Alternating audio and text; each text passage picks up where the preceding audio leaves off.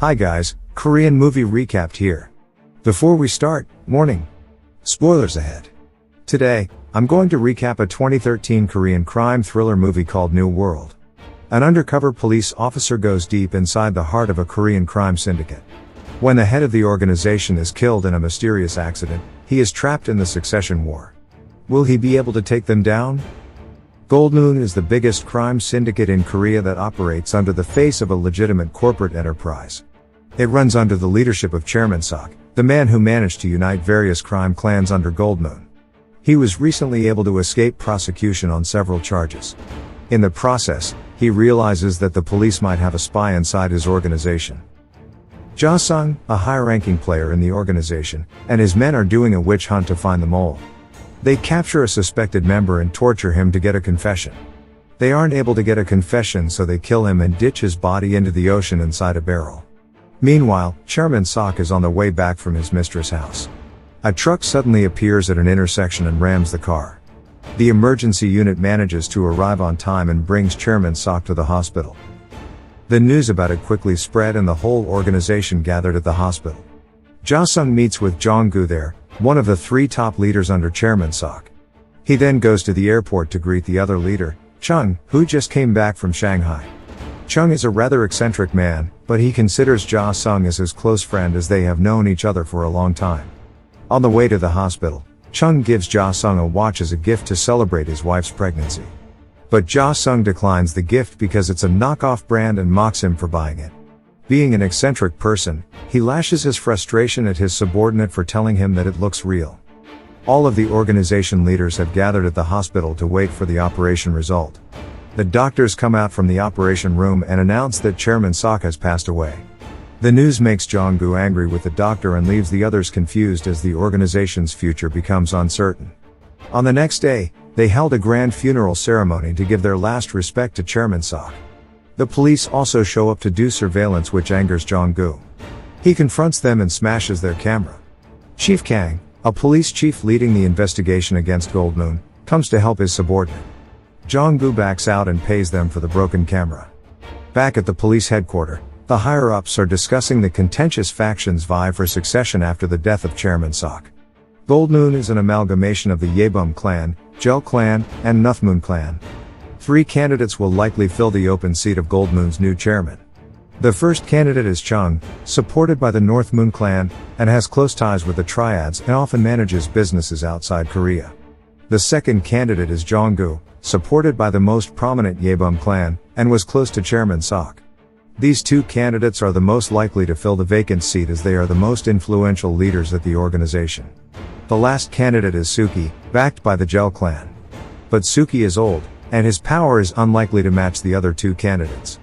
The police plan to influence the succession process to bring them down. Ja-sung is playing a board game with an unknown lady. He tells her about the upcoming board meeting held in 2 days to discuss the succession process. Suddenly he becomes annoyed and heads to an abandoned building to meet a particular person. That person is Chief Kang. Ja-sung turns out to be an undercover cop that infiltrates the Goldmoon syndicate, and the unknown lady before is his handler. He has risen through ranks for the past 8 years and has become the 5th rank in command, just under the 3 top leaders and Chairman Sok. He is mad at Chief Kang because he promised him that his job would be done once they took care of Chairman Sok. But his handler told him that now he has to assist the mission to influence the succession process. He is also pissed because somehow Chief Kang knows that his wife is pregnant and presents him. That means that someone is following him without him knowing. He feels frustrated by the situation, but he has no other choice. 2 days later, they held the board meeting as planned. They decided to fit a voting session next week to pick the new chairman. As expected, 2 opposing factions arise between Chung and Jong-gu. Ja-sung is closer to Chung, but he does not officially support anyone. He walks back to the car park with Chung. Chung tells him that he needs to go back to Shanghai for business soon, and asks him to look after his office so Jong-gu can't do anything while away. Suddenly, a car appears and almost runs them over. It turns out to be Jong-gu, trying to mess with them and then drives away.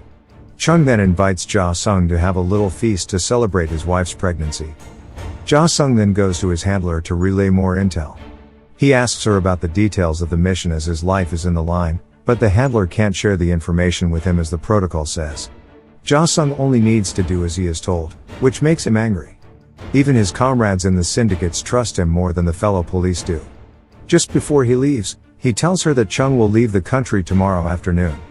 Meanwhile, Jong-gu invites the other leader to his office and tries to intimidate them into supporting him.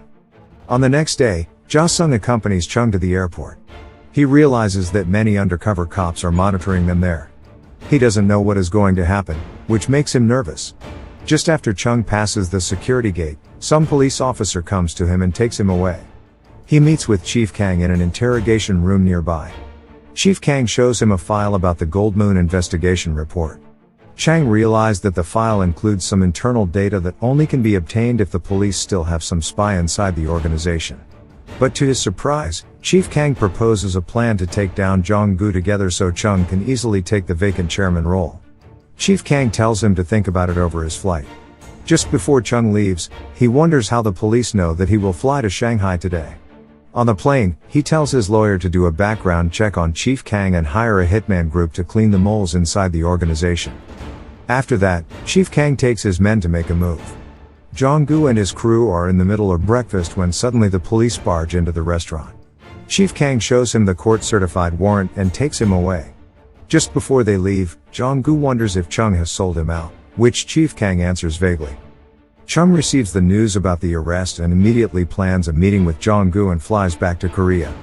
When he arrives in Korea, he goes straight to meet Jong-gu and exchange some heated conversation which ends with Jong-gu warning him, but Chung insists that the one leaking the information was not him. Chung then goes to meet with Chief Kang discreetly in an empty stadion.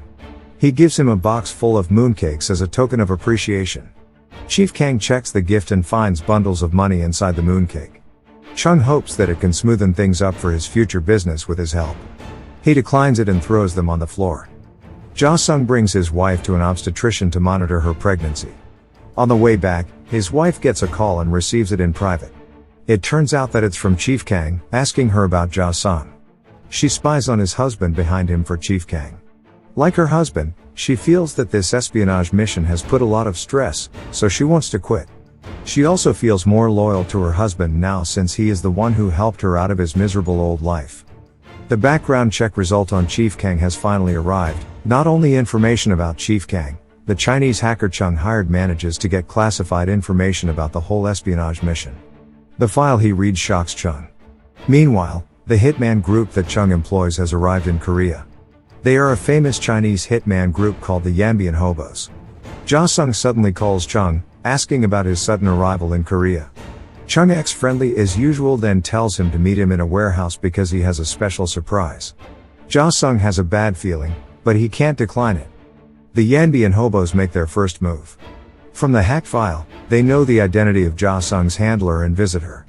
She fights back, but the Lv1 Hobos manages to get her alive.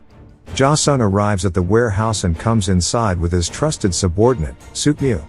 Chung tells him to open a barrel to get the surprise that Chung promised on the phone before.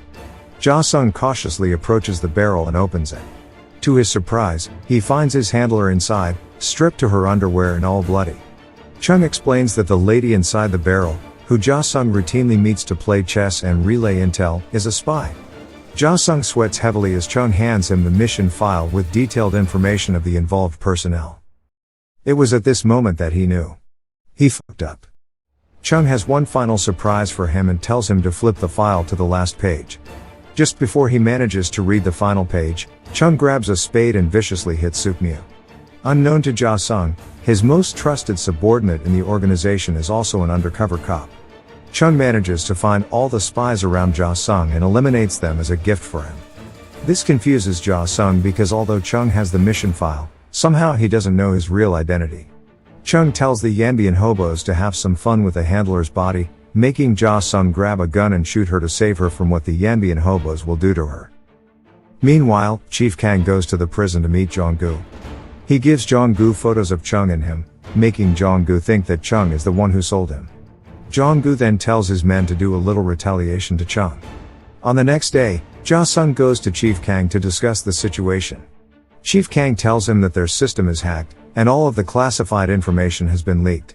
Ja Sung desperately wants to pull out from the mission, but suddenly Suki, the organization's third leader, appears.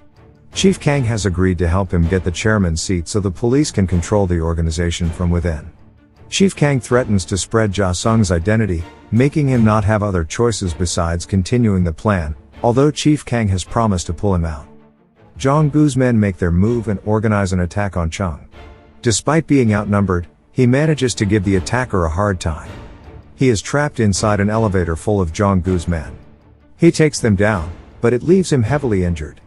The police come and bring the wounded to the hospital. Jong-goo's men also try to get Ja Sung's wife, but the police are already waiting for them. Unfortunately, the shock makes his wife having a miscarriage. The doctor tells Ja Sung that his wife's stress level has affected the pregnancy. Ja Sung hears about what happened to Chung and goes to the hospital. His condition is terrible. Chung wants to talk with his best friend for the last time. He tells him to choose a side for his own good, signaling that he knows Ja Sung's identity. Just before Chung passes away, he tells Ja Sung that he leaves a present in his office safe. The organization then held its second funeral this month, sending off one of the succession candidates. With Chung's death and Jong-goo locked in the prison, Suki's succession seems to be a smooth ride.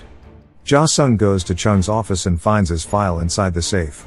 He also finds a watch, a present that Chung promised, but it is not a knockoff brand this time. He realizes that Chung is really his true best friend.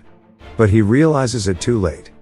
On the voting day, Suki asks Ja Sung to ride with him to the board meeting. But suddenly, they head to a remote location with a bunch of Suki men surrounding them. It turns out that Suki plans to betray his agreement with the police and eliminate Ja Sung. But instead of Ja Sung, they beat Suki. The absence of Chung and Jong-goo makes Ja Sung the most influential person in the organization. Meanwhile, the police release Jong-goo that day. He goes to his office to find out that Ja Sung's men are already waiting for him. They then throw him down the building, eliminating him.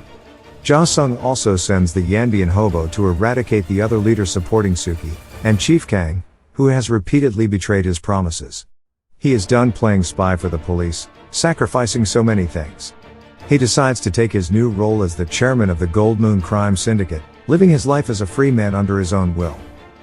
Subscribe to watch more videos like this, turn on notifications, and leave a like and comment to help the channel out. Thank you for watching, and see you next time.